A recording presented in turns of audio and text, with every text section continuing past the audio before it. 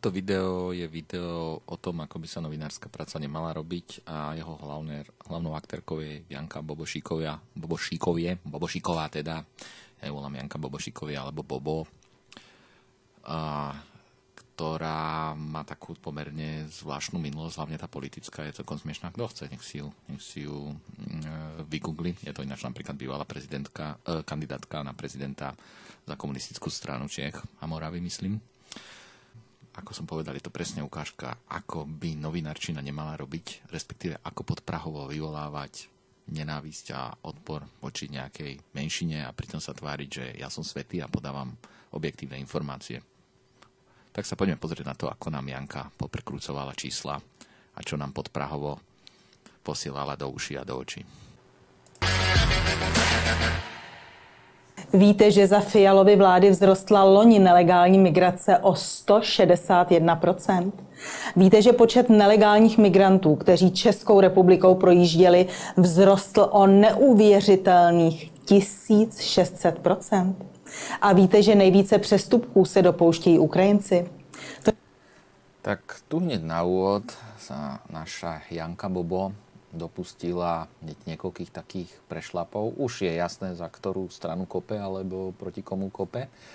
Mňa zaujalo, odkiaľ, to sa Janky priamo netýka, ale odkiaľ ministerstvo vnútra, alebo teda, áno, ministerstvo vnútra, pretože Janka si zobrala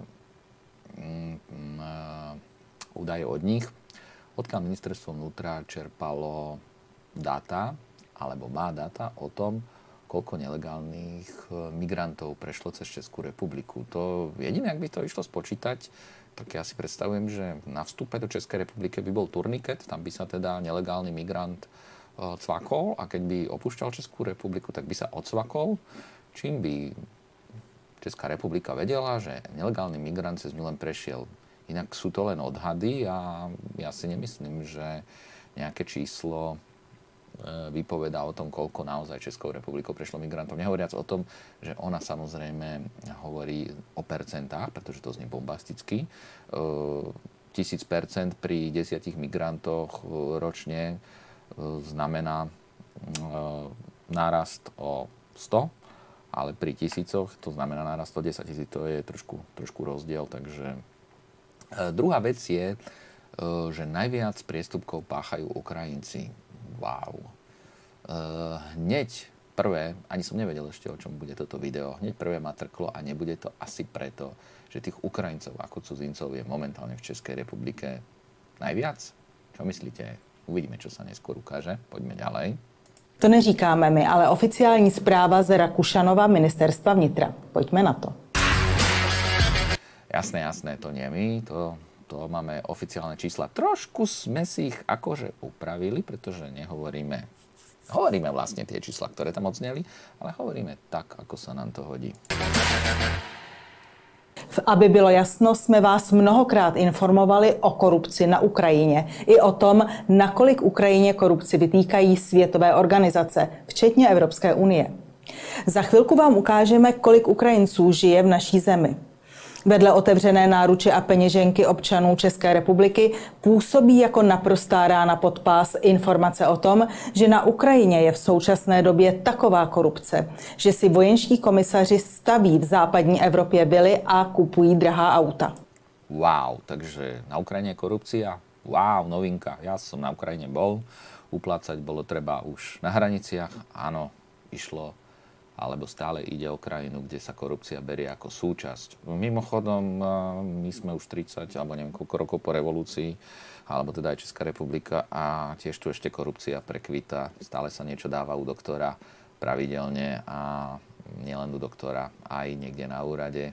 Stále sa zatýkajú nejakí štátni úradníci, naposledy teda nejaká tá prednostka úradu či úradu práce za tú zeleninu, kde dostala, myslím, že 5 rokov na tvrdo. Takže ako netvárme sa, že na Ukrajine je nejaká korupcia. Mimochodom, ako Zelenský, pokiaľ viem, vyhodil všetkých týchto komisárov a dostali sa pred súd.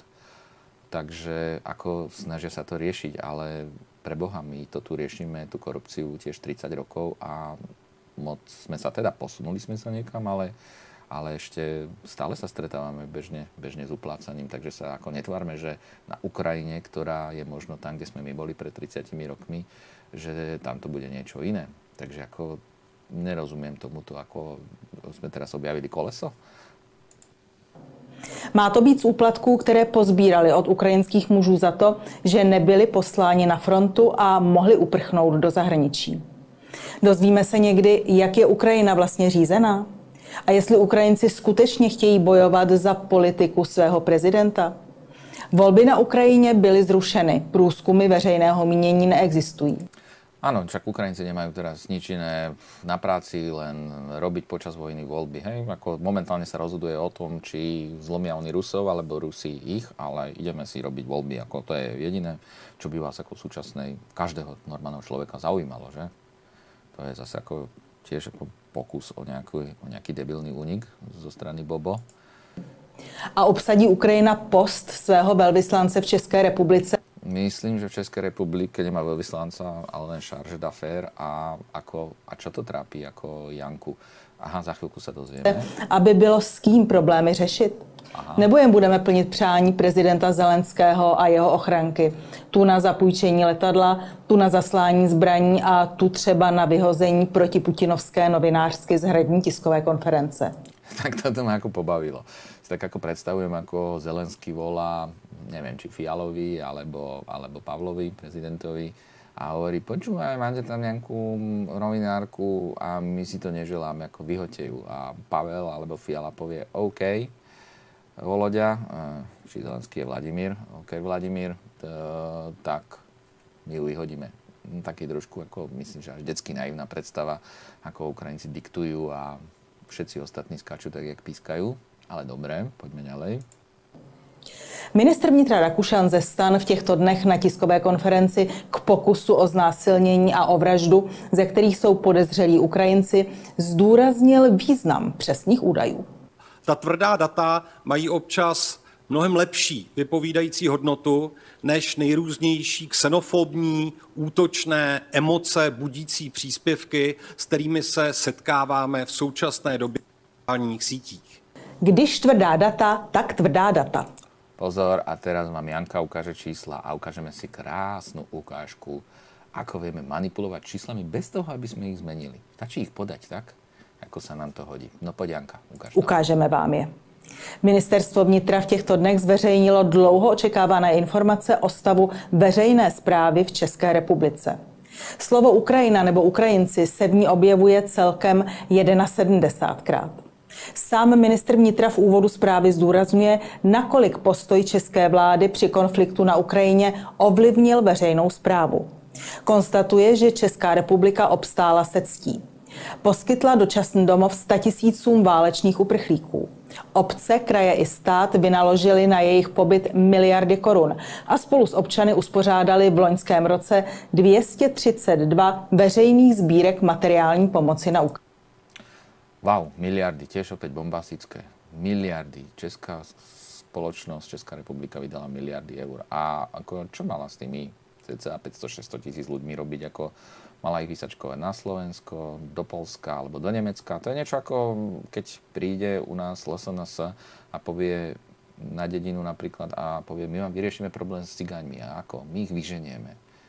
No lenže oni ich presunú z našej obce do susednej obce, alebo vyženú z našej obce, cigáni sa presunú do susednej obce a problém sa nevyriešil. Problém sa len posunul niekde inde. Toto nie je riešenie, takže ako áno, česká spoločnosť, česká vláda musela vynaložiť miliardy korún, podotýkam, nie eur, a na to, aby sa tam tých 500-600 tisíc ľudí mohlo nejak ubytovať, aby tam mohli jesť, aby tam mohli žiť.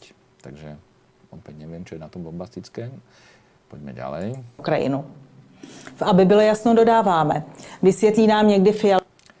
Takže všimnite si tie podprahové zábery za Jankou, ukrajinské značky a luxusné auta, pretože keď vám príde kamoš na pive a povie, neuveríš, aké auto som videl a hádaj, ako malú značku, keďže je to proruský troll, tak hneď viem, typnem si, poviem ukrajinsku. A on, ako vieš, ty špíny ukrajinské, na drahých autách sa tu vozia. No tak neutiekli sem len chudáci, sú tu aj bohatí Ukrajinci, nie všetci Ukrajinci sú chudobní, sú to aj bohatí Ukrajinci a prečo by sa nevozili na drahých autách, keď si ich kúpili. Moja rodina, keby utekala zo Slovenska, tak samozrejme zobere so sebou všetko, čo bude môcť a pôjde aj na najlepšom aute, čo máme doma. Možno pre niekoho sa potom bude javiť, keď budeme utekať do Rumunska napríklad, že prišli na drahých autách. Aj keď je to obyčajné auto. A to je jedno. Ako nerozumiem tomu, prečo by Ukrajinci nemohli, niektorí podotýkam, sa voziť na drahých autách, keď sú to ich auta, zarobili si na tom, na tie auta a sú to ich auta. Čo je s tým, aký je s tým problém? Ako závidíme, že niekto má drahšie auto ako my? Fialová vláda, jak je možné, že masivně pomáháme zemi, jejíž občané uplácejí vojenské komisaře, aby za Ukrajinu nemuseli bojovat? Wow, takže teraz ako nepomôžeme nikomu, lebo sa tam zistí, že tam pár ľudí uplácalo? To je argument, jak svinia, ako Bobo. To ti ide, tá antiukrajinská vlna z teba až tak srší. V živote som nevidel objektívnejšiu novinárku. A mohli zmizet v zahraničí? A uplácejí je tak moutně, že si ukrajinští vojenští komisaři najednou začali ve válečné vřavě kupovat a stavět luxusní vily a drahé vozy ve Španělsku. Preboha, akomkoľvek národe nájdeme normálnych ľudí a idiotov. Nie všetci Ukrajinci sú neviniatka. Samozrejme, že je tam korupcia. Samozrejme, že tam nájdeme aj debilov, aj vrahov, aj násilníkov, ako v každej inej spoločnosti. Ja ale nevidím dôvod sa tým zaoberať, pokiaľ to nebude v nejakej zvýšenej miere, ako je bežný priemer napríklad u nás. A prečo my máme riešiť korupciu na Ukrajine? To nech si predsa rieši ukrajinská strana. Niekto, to je ako keby Poliaci alebo Češi riešili korupciu v Čechách a vykrikovali, my do Čech nepošleme ani korunu, pokiaľ si vy nespravíte korupciu u seba. Čo je v podstate dobrý argument, ako nemusia poslať, samozrejme. Ale nie počas vojny. Toto není normálna situácia. Ja by som tiež nepodporoval Ukrajinu, alebo nepodporoval jej vstup do Európskej únie, keby Ukrajina nesplnila všetky podmienky, ktoré stanovíme. Jeden z nich je napríklad boj proti korupcii. A som stále za to, aby ten vstup nebol až tak veľmi urýchlený. Ale toto, čo tu predvádza Bobo, je taká trošku mentálna gymnastika z jej strany. No, poďme ďalej. Patrně ne. Pojďme tedy k informacím, které zveřejnilo Ministerstvo vnitra. Jejich součástí je také přehled o tom, kolik žije v České republice cizinců. Na konci loňského roku žilo v naší zemi 1 116 000 cizinců. Takže pozor, každý 10. Čech cca je cudzinec. A teraz inak prídu tie bombastické čísla. Všimnite si ten nadpis. Nelegální migrace prudko roste, nejvíce přestupků páchají Ukrajinci. Tak uvidíme ty hovada, jak páchají tie. To znamená, že cizinci představovali zhruba 10% všech lidí, kteří žijí na území České republiky. Oproti roku 2021 přibylo v roce 2022 na 455 000 cizinců. Tento enormní nárůst je způsoben zejména válečným konfliktem na Ukrajině. V prosinci loňského roku žilo v České republice na 636 000 Ukrajinců. V minulém roce v naší zemi rostl rovněž počet Slováků, Vietnamců, Rumunů a Bulharů. Toto je tako celkom zaujímavé, ale neviem, ako prečo vyťahovala tieto tabulky. Takže áno, najviac narastlo Ukrajincov. Nie za nimi sme my, ale rádovo sú tie čísla o dva rady nižšie. A zaujímavé, že pribudlo Vietnamcov celkom dosť. To sa celkom divím. A čo ma prekvapilo, tak ten odliv tých Rusov není taký, aký by som čakal. Len cca ani nie 10%, vlastne nie, to je dokonca 5%. No, keď rátame trvalý pobyt, tak ani nie 10%. Takže tieto čísla ešte nie sú nejak bombastické. Naopak odcházeli Rusové, Němci a Poláci. Zpráva Rakušanova ministerstva konstatuje, že v rámci legální migrace mezi cizinci na našem území převažují občané třetích zemí z 80% nad občany členských států Evropské unie. Nerostla ovšem jen migrace legální. Naprosto obřím způsobem vzrostla nelegální migrace. Tuto prídu tie zaujímavé čísla, ktoré som rozoberal na začiatku, ako Bobo sa ich pokúsia podať nejak bombasticky, ale No, myslím si, že Česká republika si trošku vycúcala niektoré tie čísla z prsta a je to v podstate nepodstatné. Podstatné je asi, koľko nelegálnych migrantov dokážu odchytiť na svojom území, ale to napríklad, koľko prešlo ich územím, tak ako o tom nemôžu mať ani šajnu. Hovorím, jediná šanca by bola, keby boli na hraniciach turnikety a nelegálni migranti by sa postupne cvakali. Ja si myslím, že tie čísla sú dokonca vyššie, ako sú tieto ich odhady, ale to podľa mňa momentálne není podstatné, pretože podstatné je dostať sa k tým Ukrajincom a k tým priestupkom. Takže poďme ďalej, Janka, trošku. To je ten vývoj nelegálnej migrácie. Hovorím, to sú tie čísla sú trošku podľa mňa vycucané. No a teraz to asi príde. Už nás, Janka. No, pojď. Migrantů, kteří přes Českou republiku projížděli, tak tomu neuvěříte. O 1643% bylo odhaleno, že jako tranzitní zemi chtělo Českou republiku použít o 22 000 osob více než v roce předchozí. A čo je na tom ako bombastické, keby to aj bola pravda? Proste sa jasne ukazuje, že keď príde nelegálny migrant z Afriky, z východu, že nikto nechce zostať v Českej republike, všetci chcú ísť ďalej na západ. Tak ak nikto nechce zostať na Slovensku, tak nikto nechce zostať v Čechách. Málo kto. Sú to ekonomickí migranti väčšinou a drbu sa tam, kde je viacej peňazí. Takže nerozumiem, prečo Okamura a u nás ešte neviem kto, ľudáci strašia nelegálnou migráciou, keď sa nás to takmer vôbec netýka. Cez nás tí len prefrnžia, tí nelegálni migranti. A bordel robia vo Švédsku, v Nemecku, Dánsku, Holandsku a podobných krajinách, v Anglicku napríklad. No to sú trošku také zase informácie od veci. Nelegální migranti pocházejí podle zprávy ministerstva vnitra ze Sýrie, Ukrajiny, Moldavska, Turecka 703. Zajímavá je také evidence přestupků. Navzdory nárůstu obyvatelstva na našem území počet přestupků poklesl. Zda je to tím, že jsou lidé spořádanější, nebo zda policie přihmouří nad něčím oko, nevíme. No vidíte, a toto je veľmi zaujímavá informácia, ktorá sa im ale nehodí do foroty, takže Janka ju hneď spochybní. Možno sú, ale spýtajte si, ako spochybní, možno sa ľudia polepšili, alebo tá polícia prižmuruje trošku očka, keďže tie priestupky poklesli.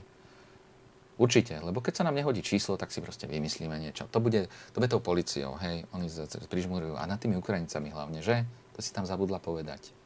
Ale žmurk, trošku to naznačuješ. Že, Bobo? Ale podle zprávy bylo přestupků o téměř 5 000 méně než v roce 2021. Rakušanovo ministerstvo zveřejnilo také žebříček zemí, jejichž občané se v České republice přestupků nejvíce dopouštěli. Nejvíce přestupků spáchali občané Ukrajiny. Wow, všimnite si to. Tí Ukrajinci spáchali toľko priestupkov, čo pomaly všetci ostatní cudzinci dokopy. Sú to svine špiny, čo? No, že? A Jednobunkovcovi takáto informácia stačí. Janka mu to podsunula, misia splnená, video by sa aj mohlo končiť, ale oni chcú byť korektní, takže nám aj ukážu tú fintu, v čom to neukážu. No, tú fintu si musíme ukázať my, ale ukážu nám čísla, z ktorej pochopíme, prečo tieto čísla, alebo že vlastne, kde sa vlastne nakoniec tá Ukrajina nachádza. Aha, už som si myslel, že mi niečo ušlo. Vlastne neušlo. No, čiže vlastne Janka nám to zatajila. Až teraz som si to uvedomil. Ja som si to vlastne musel dať dokopy. Dokopy sa to dá dať veľmi ľahko. Keď sa pozriete celkový počet Ukrajincov a respektíve videlíte počet ich priestupkov celkovým počtom Ukrajincov a vynásobíte to krát 100, dostanete percentuálnu závislosť. To znamená, že koľko percent Ukrajincov z toho celkového počtu spáchalo nejaký priestupok. Ja som si dal tú námahu, dal som to aj sem do komentára. A všimnite si, že najviac priestupkov sa dopustili Poliaci ako cudzinci, pretože 4,93 Poliakov percent z poľských cudzincov, ktorí žijú na území Českej republiky, spáchalo nejaký priestupok. Paradoxne za nimi sú Nemci. Ja si myslím, že Nemci sa sem chodia ožierať a všetko toto sú turisti, ktorých riešila asi mestská polícia za niečo, že vyvádzali hlavne teda si myslím, že v Prahe. Tí majú 3,86%, Rumunsko má 3,33% a Slovensko 3,29%. Takže dajme tomu, že každý 20. Poliak pácha priestupok a každý, 25., 30. Slovák pácha priestupok. No ale kde je Ukrajina? Ukrajina 0,7%. To znamená, že 0,7% Ukrajincov spáchalo nejaký priestupok. To už neznie tak bombasticky, čo? Ukazuje sa vlastne, že Ukrajinci sú druhý od konca, pretože lepšie číslo už mali len Vietnamci, 0,64. To znamená, že ak by sme mal hodnotiť cudzincov podľa týchto matematických čísel, pretože toto je to správne hodnotenie, musíme zohľadniť aj počet ľudí, ktorý tu je, nielen absolútne čísla, tak najslušnejší z cudzincov sú Ukrajinci a Vietnamci. Naopak, byť Čechmi, tak si dávam pozor na Poliakov, na ožratých Nemcov pravdepodobne, lebo však toľko ich tu zase nežije, takže to budú určite turisti. Na Rumunov, Bulharov, Slovakov. Takže toľko k našej Janke Bobo, ktorá predviedla kvalitnú, nezávislú žurnalistiku. A na záver už len taká túto malá odpoveď, ktorú som dostal od Mila z Prahy 1426.